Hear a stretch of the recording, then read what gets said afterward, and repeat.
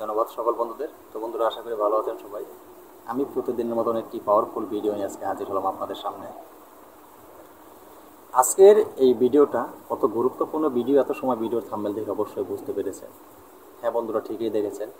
আমি আজকে আলোচনা করব কি বিষয় নিয়ে, লবণ পড়া দিয়ে রোগ নির্ণয় করা।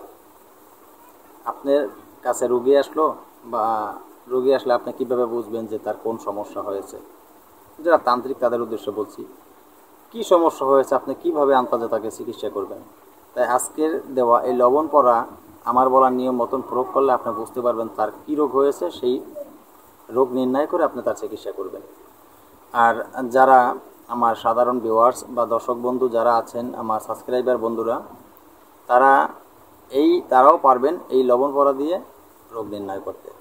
আপনার বাড়িতে বা আপনার আত্মীয় স্বজনের বা আপনার ফ্যামিলির কারো কোনো সমস্যা হয়ে থাকলে আপনি এই লবণ পড়া খাইয়ে তাকে নির্ণয় করতে পারবেন যে তার কোন সমস্যা হয়েছে, বুঝতে পারবেন। তারপরে আপনি চিকিৎসকের পরামর্শ নিয়ে বা চিকিৎসার জন্য প্রস্তুতি নেবেন। তো বন্ধুরা, সে বিষয়ে আজকে আলোচনা করব, গুরুত্বপূর্ণ ভিডিও, তাই ভিডিওকে টেনে স্কিপ করে দেখবেন না।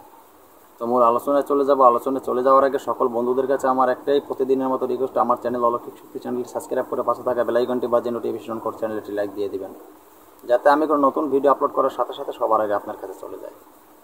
আর একটা কথা বলে রাখি বন্ধুরা, আমি সবসময় বলি, আমার চ্যানেলের সাথে আপনি থাকলে আমার চ্যানেল থেকে তন্ত্রমন্ত্র যন্ত্র বিভিন্ন ধরনের টোটকা শিক্ষা করে আপনি ভালো একজন কবিরাজ হতে পারবেন। কারণ আমি আপনাদেরকে সঠিক নিয়ম আর সঠিক মন্ত্র দিয়ে থাকি। সঠিক নিয়ম সঠিক মন্ত্র যদি আপনি পান, তখনই আপনি কাজ করতে পারবেন। আর আপনি মন্ত্র পেলেন, সঠিক নিয়ম পেলেন না, কোনো কাজে আসবে না। আপনি সঠিক আবার নিয়ম পেলেন, মন্ত্র পেলেন না, কোনো কাজে আসবে না। কারণ আমার কোনো গ্রুপ নাই, হোয়াটসঅ্যাপ গ্রুপ, অমুক গ্রুপ, তমুক গ্রুপ, এগুলো আমার নেই। আমি আপনাদেরকে যা দেই সরাসরি সামনে দিয়ে দিই, কারণ এগুলি গুরুমুখী বিদ্যা, যেগুলো আপনাদেরকে আমি দিয়ে থাকি। তো আজকে যে উদ্দেশ্য নিয়ে উপস্থিত হয়েছে সে বিষয়ে আলোচনা করব। ভিডিওকে স্কিপ করে দেখবেন না। আগে সর্বপ্রথম আমি এই ছোট্ট মন্ত্রটি কণ্ঠস্থ বলে দেবো, এখান থেকেই শুনে আপনাদের মুখস্থ করে নিতে হবে। ছোট্ট মন্ত্র, একটি ছোট্ট মন্ত্র। মন্ত্রটি হলো মাত্র অল্প, দেখেন কতটুকু মন্ত্র আমি কণ্ঠস্থ বলে দিচ্ছি, আপনারা শুনে নেবেন। মন্ত্রটি হলো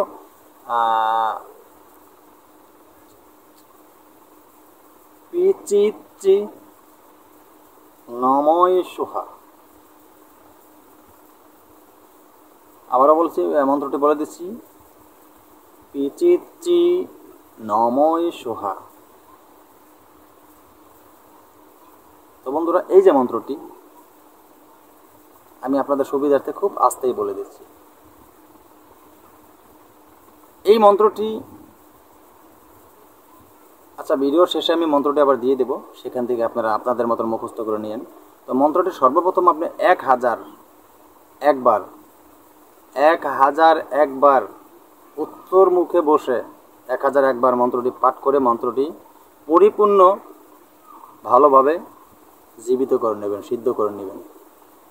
তারপরে এই মন্ত্রটি 1008 একবার পাঠ করতে আপনাদের বেশি সময় লাগবে না। উত্তর মুখে বসে আগরবাতি মোমবাতির সামনে জ্বালিয়ে পরিষ্কার কাপড় পরে নিজে পাক পবিত্র উজু গোসল করে তারপরে উত্তর মুখে বসে সুন্দরভাবে বসে মন্ত্র জপ করবেন। 1001 পাঠ করলেই মন্ত্রটি কাজের জন্য প্রযোজ্য হয়ে যাবে। তো এই মন্ত্রটি আপনার কাছে যদি কোনো রোগী আসে বা আপনার বাড়িতে যদি কোনো লোকের কোনো হঠাৎ সমস্যা দেখা যায়, হোক পেটের ব্যথা হোক, মাথার ব্যথা হোক, শরীর অসুস্থ হোক, শরীরে জ্বর হোক, যেই কোনো সমস্যা, আপনি কিভাবে বুঝবেন যে এটা কি ডাক্তারি সমস্যা না কবিরাজি সমস্যা? আপনি কিভাবে বুঝবেন এটা কি ভূতে ধরেছে না এমনি সাধারণ কোনো রোগ? এটা কিভাবে বুঝবেন আপনি? সেজন্য আজকের এই মন্ত্রটি দিলাম। তো এই মন্ত্রটি যখন আপনার 1001 মুখস্থ করা হয়ে যাবে, মন্ত্রটি কাজের জন্য উপযুক্ত হয়ে যাবে।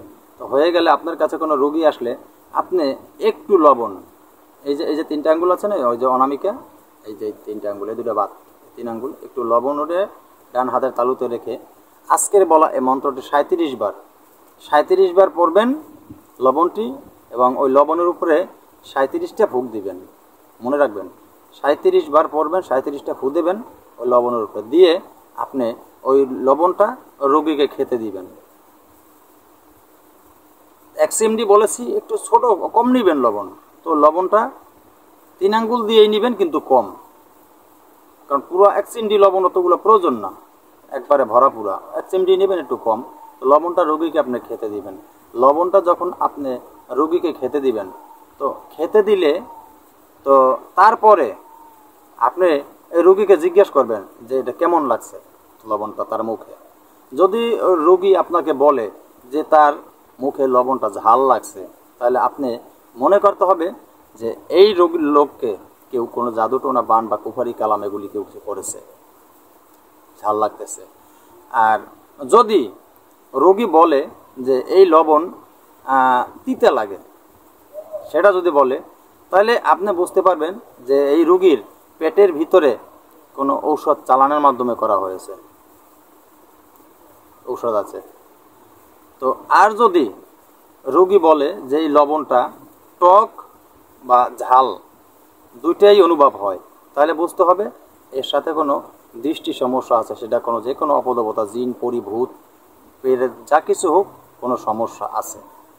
আর 4 নম্বরে যদি রোগী বলে লবণটি পরিপূর্ণই মিষ্টি লাগে, তাহলে আপনাদের বুঝতে হবে এই রোগীর উপরে কোনো মৃত্যু বান মারা আছে।